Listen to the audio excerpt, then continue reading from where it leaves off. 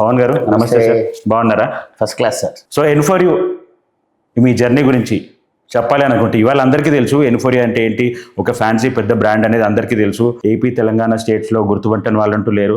So మీ దృష్టిలో N4U జర్నీని ఒకవేళ అంటే మీరు ఎప్పుడు ఇనిషియేట్ చేశారు, ఎలా మొదలు పెట్టారు, అండ్ ఇప్పటివరకు ఉన్న జర్నీని మీరు క్లుప్తంగా మీ మాటలు చెప్పాలంటే? నేను మీకు 95లో స్టార్ట్ చేశాను సార్. 95. ఈరోజు 26. ఓకే. సో మీరు 30+ ఇయర్స్ జర్నీ మనది. మీరు as you said 16 rupees incoming, 32 rupees out going, SMS 100 rupees, SMS 10 rupees, MMS అంటే ఇప్పుడు వాట్సాప్ అంటాం, అది 100 rupees, roaming 100 rupees per second ఉన్న రోజుల నుంచి బిజినెస్ చేసుకుంటూ ఈరోజు incoming free, out going free, just 500 రూపాయలు కడితే డేటా ఫ్రీ, అన్ని ఫ్రీ రోజుల్లో ఉన్నాం. అవును. ఆ రోజు నుంచి ఈ రోజు వరకు మా ప్రయాణం. సో N4U అనే బ్రాండ్ ఏంటి సార్? N4U అంటే ఏంటి, ఎందుకు ఆ పేరు పెట్టుకున్నారు? N4U అంటే needs for you. Needs for you. Needs for you. Okay. Short గా పెట్టి నీడ్స్ ఫర్ యూ.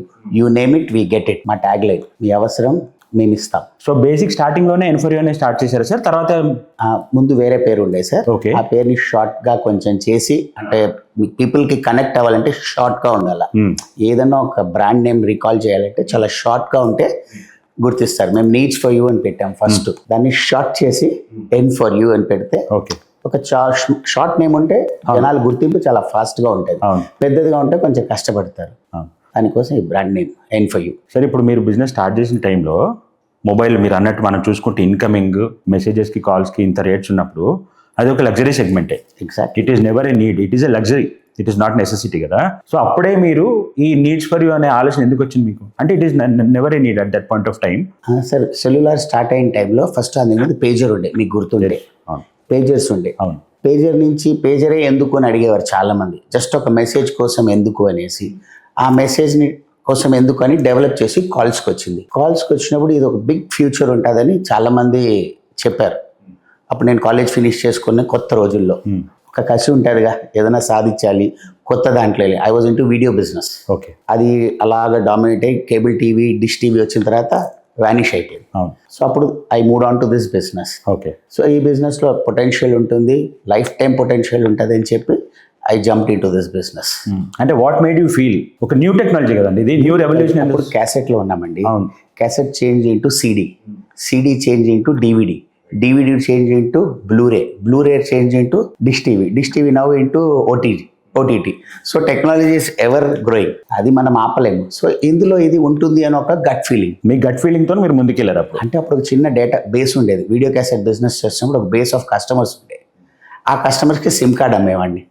ఆ సిమ్ కార్డ్ నుంచి అప్గ్రేడ్ అయ్యి సెల్ ఫోన్ నుంచి అప్గ్రేడ్ ఇంకా వెనక చూడలేదు. Okay. Okay. So in years జర్నీలో మీ బిజినెస్ మీరు అనుకున్న స్టేజ్కి రీచ్ అయ్యాని అనుకుంటున్నారా? మీరు ఇంకా చాలా ఉంది, ఇంకా చాలా ఉందని అనుకుంటున్నారు? చాలా ఉంది. ఓకే. సో మెట్టే ఎక్కాము, అంతే. చాలా మెట్లు ఉన్నాయని మా ఉద్దేశం. సో ఒక మెట్టుకే మీరు ఏపీ తెలంగాణలో మొత్తంలో అంత ఫేమస్ అయిపోయి 10 మందిలో అట్లీస్ట్ ఒక 5-6 అన్న మీ పేరు చెప్పి వన్ స్టాప్ సొల్యూషన్గా మీ దగ్గరకు వస్తున్నారని అంటే దీన్ని కూడా ఇంకా మీరు సక్సెస్గా చూడట్లేదా? అంటే success is never ending sir, చాలా ఉన్నాయి ఇంకా సక్సెస్ చూడాలి. ఓకే. సో బేసిక్గా మీ mind set what is your exact mind set that has make you come so far? Customer satisfaction, service to customers, ఈ 3 ఇస్తే సక్సెస్ ఎప్పుడు వస్తుంది. ఏ బిజినెస్లో అన్నా, ఈ బిజినెస్ అని కాదు, ఏ బిజినెస్లో మీకు కావాల్సింది కస్టమర్ సర్వీస్ సాటిస్ఫాక్షన్. అండ్ మనం ఉన్నది సర్వీస్ ఇండస్ట్రీ. సర్వీస్ ఇండస్ట్రీలో మాక్సిమం కస్టమర్ సాటిస్ఫాక్షన్ అనేది చూడాలి. అంటే ఇది టెక్నాలజీ డ్రివెన్ ఇండస్ట్రీ కదా, టెక్నాలజీ డ్రివెన్ ఇండస్ట్రీ, అండ్ మీరు ఉన్నది రీటైల్ మార్కెటింగ్లో ఉన్నారు. సో ఇలాంటి ఇండస్ట్రీలో ఓన్లీ సర్వీస్ ఒక్కటే ఇస్తే ఎదగలరా? ఎందుకంటే there are so many players.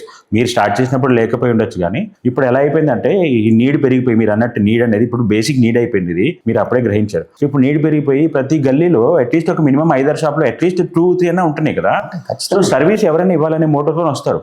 వీళ్ళందరినీ ఉంచుకుంటూ, ఇట్లాంటి పెద్ద పెద్ద ఇంకా దిగ్గజాలను ఉంచుకుంటూ మీరు మీ బ్రాండ్ని ఈ లెవెల్ ఎలా ప్లేస్ చేయగలిగారు? అంటే వాట్ వర్ ది సక్సెస్, మీకు అనిపించిన సక్సెస్ ఫ్యాక్టర్స్ ఏంటి? ఇప్పుడు మీరు అడిగినట్లు ప్రతి గల్లీలో స్టోర్ ఉంటుంది. అవును. స్టోర్లో అంబియన్స్ ఇస్ ద ఫస్ట్. మా స్టోర్ చాలా నీట్గా ఉంచుతాం. లైవ్ డెమోస్, ఇప్పుడు మీరు వచ్చి ఏ ఫోన్ అడిగినా మన స్టోర్లో లైవ్ డెమో ఉంటుంది. ప్రతి స్టోర్లో మీకు లైవ్ డెమో అని ఉండదు. స్టాక్స్ కూడా ఉండవు. ఇప్పుడు starting from a small brand like Infinix to Apple we maintain 18 brands ఉంటాయి మన స్టోర్లో. Okay 18 brands of stores. ఇప్పుడు ఏ స్టోర్కి వెళ్ళినా big brands, I don't want to name any of my competitor, అవును. They run business with 3-4 brands or 5 brands, 6 brands maximum. But మేము చిన్న బ్రాండ్ నుంచి పెద్ద బ్రాండ్ వరకు 18 brands. మా సక్సెస్ స్టోరీ ఏంటంటే ఈ ఫోన్ మా స్టోర్లో లేదు అని ఉండదు. ఏ స్మార్ట్ ఫోన్ లాంచ్ అయినా ఆ ఫోన్ మన స్టోర్లో ఖచ్చితంగా ఉంటుంది. ఈవెన్ బిఫోర్ కొన్ని మోడల్స్ అయితే బిఫోర్ లాంచ్ మన స్టోర్లో మేము పెడతాం. సో ఆ నమ్మకం, ఆ trust, okay customer satisfaction okay with finance options.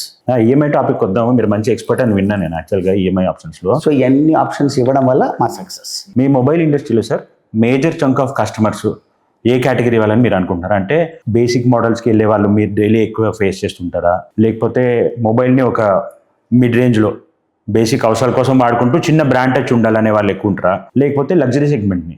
మీరు ఈ సెగ్మెంట్లో ఉంటారు. అన్ని సెగ్మెంట్లో ఉంటారు. ఈ సెగ్మెంట్ ఆ సెగ్మెంట్ అని ఉండదు. మీరు సక్సెస్ అవ్వడానికి మేజర్గా మీకు హెల్ప్ అయిన కస్టమర్ బేస్ ఏది? Apple and Samsung customers. Apple and Samsung. Apple and Samsung కస్టమర్కి ట్రస్ట్ చాలా ఎక్కువ ఉంటుంది. దే డోంట్ కీప్ ఆన్, అంటే they only upgrade with the same models. Apple and Samsung customers వాళ్ళు అప్గ్రేడ్ అయితే మళ్ళీ సామ్సంగ్ కస్టమర్స్ సామ్సంగ్కి అవుతారు, యాపిల్ కస్టమర్స్ యాపిల్కి అవుతారు. ఈ మిగతా బ్రాండ్స్ ఉన్న వాళ్ళు షఫల్ అవుతారు. ఓకే వాళ్ళకి ట్రస్ట్ కూడా ఉండదు.